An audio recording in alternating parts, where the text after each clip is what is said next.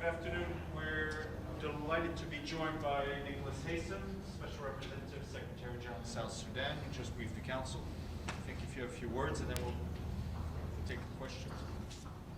Okay, so I've briefed the Council on my quarterly briefing on developments in South Sudan. In South Sudan, the UN's task is, although it's a very broad one, has as its focus support to the South Sudanese in completing their transition through the implementation of a peace agreement they reached 3 years ago. You may be aware that there is some anxiety that South Sudan has not moved fast enough to complete its transition, that there are tasks which have been unfulfilled, and that has given rise to some uncertainty as to whether it will be able to hold elections by December this year, or whether it will be required to postpone that exercise.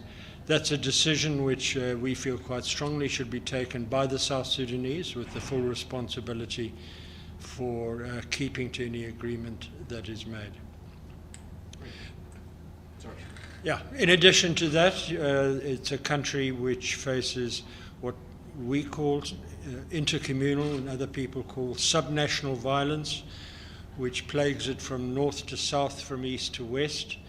There's no single conflict driver, but it is an issue which tests the mission, who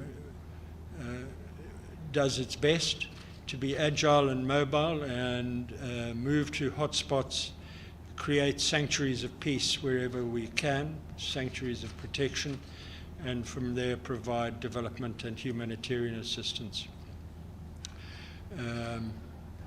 We've been effective, I believe, in that task, and we have seen a reduction in the level of casualties year on year, continuously, which is the good news. The bad news is there's been conflict-related sexual violence on the rise in South Sudan.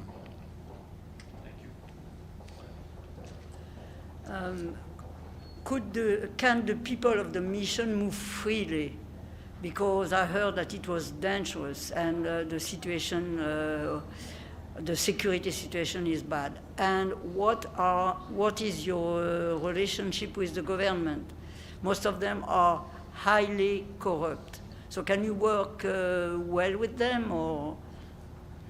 Yes, we've found increasingly a modality for working more closely with government, or at least for resolving the issues that were dividing us from government.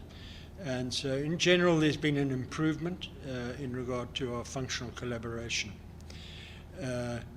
Is the mission big enough to do its task? I think it will never be big enough, because the task which has been given to us is to essentially ensure peace throughout its territory. And the territory is the size of Germany, and that we can't do with 12,000 peacekeepers. What we ask ourselves is, are we doing the best job we can do with the assets that we have?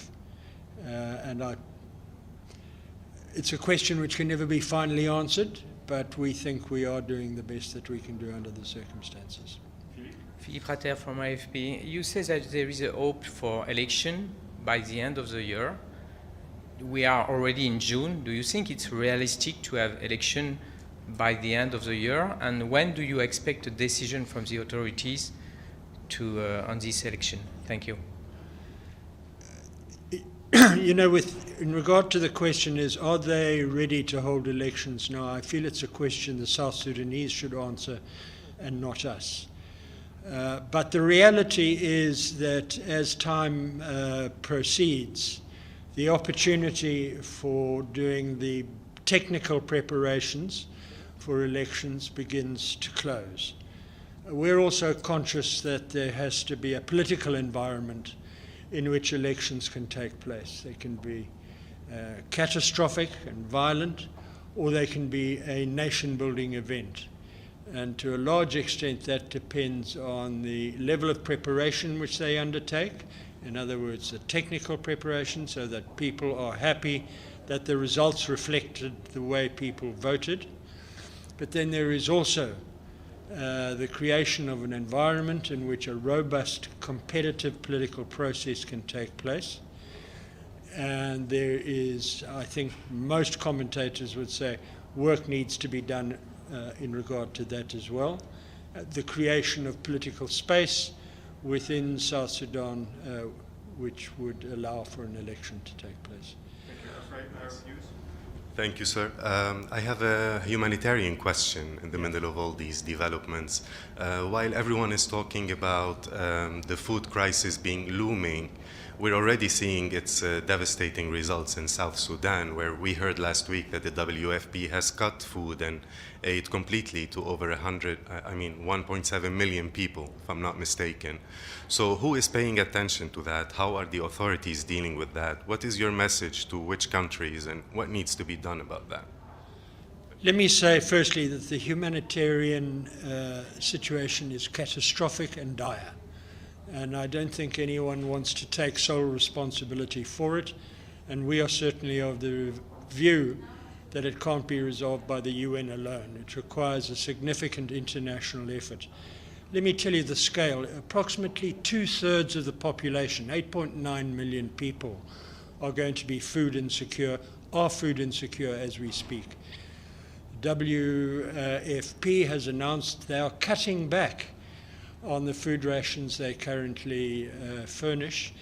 And in short, the needs are growing because of the floods and because of the intercommunal violence, but resources are diminishing because donor countries have other imperatives to respond to, both in the region in regard to Ethiopia and maybe Sudan and Somalia, but also globally with the post-COVID-19 situation, and of course the Ukraine-Russian war.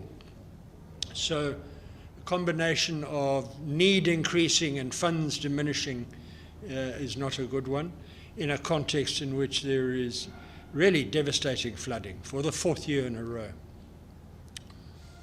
Thank you for last question. It was the same question. Same question. Excellent. Thank you so much. Thank you. Thank you.